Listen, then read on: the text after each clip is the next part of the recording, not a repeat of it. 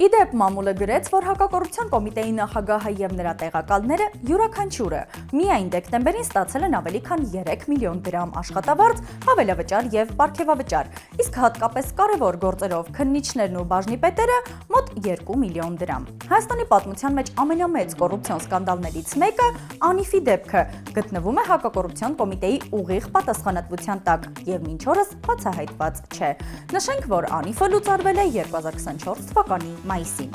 Այդ նախագծով փոշիացվել է պետական բյուջեից շուրջ 60 միլիոն դոլար։ Անգամ լուծարումից եւ 60 միլիոնի մսխումից հետո պետական բյուջեից Անիֆին կրկին 100 միլիոնավոր դրամներ է տրամադրվել շահութահարկ եւ այլ հարկեր վճարելու համար։